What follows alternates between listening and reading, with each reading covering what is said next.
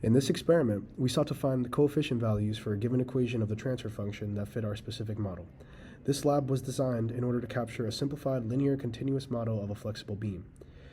To find the dampening ratio and natural frequency, we created a bode plot experimentally between the frequency and amplitude of the system.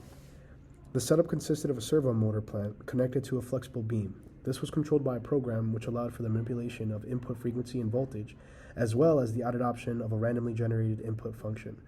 The motor generated an angular displacement, and a strain gauge measured the displacement of the beam at any given time.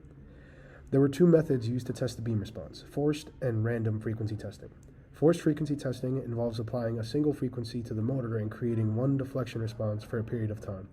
This type of testing is useful for finding the more exact response of a beam's deflection to some input frequency.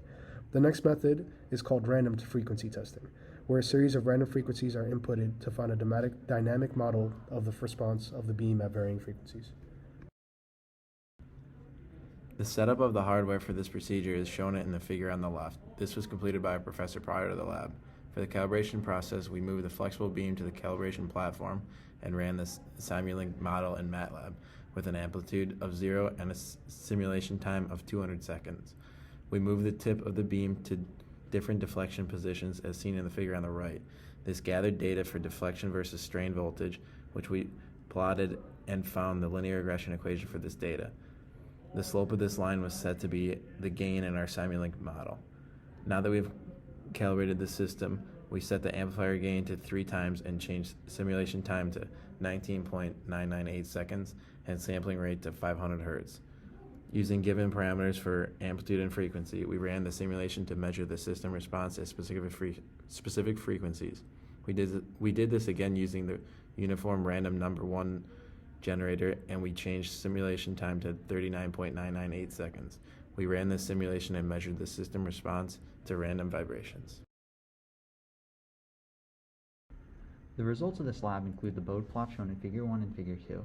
In Figure 1, the forced response data is compared to the fast Fourier transformation produced by the random response data to see the differences between each testing style. Both methods produce similar results for the frequencies they shared. In Figure 2, we fit a transfer function to the fast Fourier transformation as a way to create a model for the dynamic system. The process done in Figure 2 shows how only a few tests of random data can produce a general description of the dynamic system and highlight important frequencies. Overall, the process shows the advantages and disadvantages of each modeling type.